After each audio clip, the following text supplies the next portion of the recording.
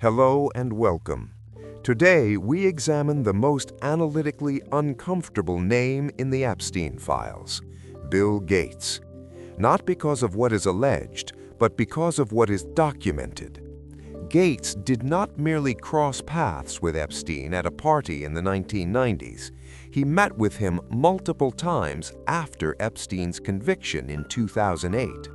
He met him in his offices, he flew on his plane, and he has struggled to explain why in a consistent and convincing way. This video examines those documented facts, the contradictions in Gates's explanations, and what the public record actually shows versus what remains unproven.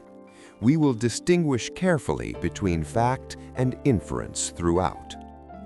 The first and most important fact to establish is the timeline. Jeffrey Epstein pleaded guilty in 2008 to a Florida state charge of soliciting prostitution from a minor. He registered as a sex offender. This is not ambiguous or disputed. It is public record. Anyone who met with Epstein after June 2008 did so knowing or having clear means to know that he was a convicted sex offender. Bill Gates met with Jeffrey Epstein multiple times after that conviction. Reporting by the New York Times in 2019, based on interviews with more than a dozen people with direct knowledge of their interactions, established that Gates and Epstein met at least several times between 2011 and 2014. These meetings took place in New York, including at Epstein's townhouse on East 71st Street, which investigators later described as a primary site of criminal activity. Gates also visited Epstein's private island, Little St. James, according to reporting by several outlets. And in 2013, Gates flew on Epstein's private jet from Teterboro Airport in New Jersey to Palm Beach, Florida. The flight is documented in aviation records. This timeline is what separates Gates's case from almost every other prominent name in the Epstein files. Donald Trump's connections were primarily pre-conviction. Stephen Hawking attended a conference before Epstein's crimes were public. Gates met with a convicted and registered sex offender, knowingly, repeatedly, over a period of years. That is a qualitatively different situation. According to reporting by the New York Times, Melinda French Gates told friends that she had met Epstein, found him repellent, and that she was deeply troubled by her then-husband's continued relationship with him. The same reporting established that Bill Gates visited Epstein's Manhattan townhouse on multiple occasions, and that these meetings lasted for hours. People present at some of these gatherings described them as intellectual salons, with scientists, academics, and other figures present alongside Epstein. Gates's own explanation for these meetings has centered on philanthropy. He has said publicly that Epstein presented himself as someone who could help Gates channel funding toward global health initiatives and connect him with wealthy donors who might contribute to the Gates Foundation's work. In a 2019 statement, Gates described his association with Epstein a mistake he deeply regrets. He described Epstein as someone he did not know well and framed the meetings as purely professional in purpose. However, journalists and researchers have noted several problems with this explanation. First, Bill Gates is the second wealthiest person in the world. The Gates Foundation has more resources than many national governments. The idea that Gates needed an introduction from a convicted sex offender to access wealthy donors or scientific minds strains credibility. Second, the meetings continued over several years, not as a single exploratory contact.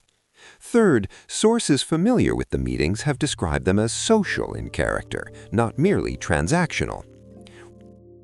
The 2013 flight on Epstein's private jet is documented in aviation records. Gates flew from Teterboro to Palm Beach. He was not the only passenger. The flight record places him on an aircraft owned by a man he publicly claimed not to know well. When asked about this flight, a spokesperson for Gates confirmed it occurred, but offered limited explanation beyond suggesting it was a matter of convenience. Melinda French Gates's view of the Epstein connection has been documented through reporting and eventually through her own public statements. She has said she was bothered by the meetings from an early stage. According to multiple sources cited in investigative reporting, her discomfort with the Epstein relationship was one of several serious concerns she raised about her husband's judgment and conduct in the years before their divorce was announced in May 2021. The divorce itself followed a period during which Bill Gates had been investigated internally at Microsoft following complaints about his conduct with employees, including one reported romantic relationship that had been disclosed to the board. Melinda Gates told CBS News in 2022 that she had met Epstein exactly once, that she had found him disgusting, and that she had made clear to Bill that she did not approve of the relationship. She said the meetings continued anyway. That sequence of events, a spouse raising explicit objections and those objections being disregarded, is part of the documented record. It is not speculation. Bill Gates has addressed his relationship with Epstein in several interviews and public statements since 2019, and the evolution of those statements is itself analytically significant. His initial response in 2019 was brief. He acknowledged knowing Epstein, described the relationship as a mistake, and said he deeply regrets it. He offered little detail. In subsequent interviews, his characterization of the relationship became more specific, but also more contradictory. In a 2021 interview with Anderson Cooper on CNN, Gates described his interactions with Epstein as focused entirely on philanthropic strategy. He said he was working on getting money from wealthy people to help the most needy people. When Cooper pressed him on why he continued meeting Epstein after the 2008 conviction, Gates said he had heard that Epstein was rehabilitated and that he had made a mistake in believing it. The problem with this explanation is that it does not align well with the timeline or with what sources familiar with the meetings have described. The meetings were not brief consultations. They lasted for hours. They involved multiple people. They continued for years. The claim that Gates was simply trying to find donors for global health work and that this required extended personal engagement with a convicted pedophile over multiple years is the element of his account that independent reporting has found most difficult to verify or accept. What we can say with confidence is this: Gates has acknowledged the meetings, acknowledged they were a mistake, and offered an explanation centered on philanthropic intent. What he has not done is provide a detailed account that independent sources have been able to corroborate as accurate. The gap between his explanation and what the evidence shows is the central unresolved problem in his public account. The disclosure of Gates's connections to Epstein contributed to a significant shift in how the public perceives him. For most of his philanthropic career, Gates occupied a position of near universal admiration. Surveys consistently showed him among the most trusted and respected public figures in the world. The combination of the Epstein revelations, the Microsoft workplace investigations, and the subsequent divorce changed that picture substantially. Polling data from the years following the 2019 Epstein disclosures showed a notable decline in Gates's favorability ratings, particularly among demographics that had previously rated him highly. The shift is not attributable solely to the Epstein connection.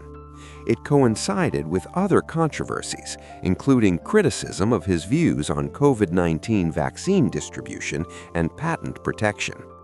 But the Epstein Association represented a specific and irreversible credibility problem. It placed Gates in the category of people who exercised poor judgment in their personal associations after a conviction, not before it. The reputational damage matters analytically, not because public opinion is the same as truth, but because Gates has positioned himself as a global moral authority on questions of health, poverty, and human welfare. The claim to moral authority is undermined by a documented pattern of engagement with a convicted predator over multiple years, accompanied by an explanation that has not satisfied independent scrutiny. These two things can both be true simultaneously. Gates may have done genuine good through his foundation, and he may have exercised seriously flawed judgment in his private associations. Let us apply the same three-level analytical framework we use for every subject in this series. Level 1. Confirmed facts. Bill Gates met with Jeffrey Epstein multiple times between 2011 and 2014, after Epstein's 2008 conviction as a registered sex offender.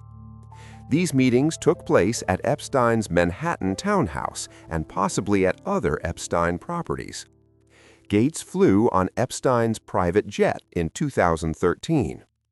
Melinda Gates objected to the relationship and has said so publicly. Gates has acknowledged the meetings and called them a mistake. No criminal allegation against Gates exists in any publicly available document related to the Epstein case. Level 2. What the pattern of evidence reasonably supports. The meetings were not a single exploratory contact, but a multi-year engagement.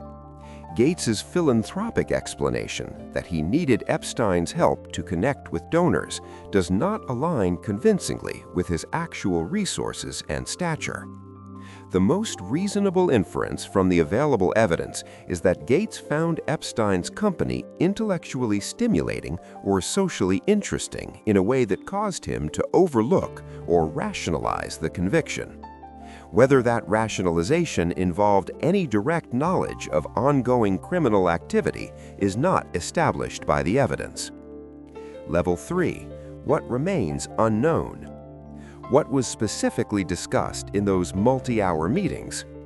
Whether Gates had any knowledge of Epstein's ongoing criminal conduct during the period of their meetings. Whether there were financial transactions between Gates's personal finances or foundation and Epstein's structures beyond what has been reported. Why the meetings continued for multiple years if they were truly limited to philanthropic discussion that never produced concrete results. These questions do not have available answers. The AI verdict, based strictly on the evidence, is this. Bill Gates's case is the most analytically troubling of the prominent figures examined in this series, not because of criminal allegations, which do not exist in the public record against him, but because of the specific nature and timeline of the documented connections.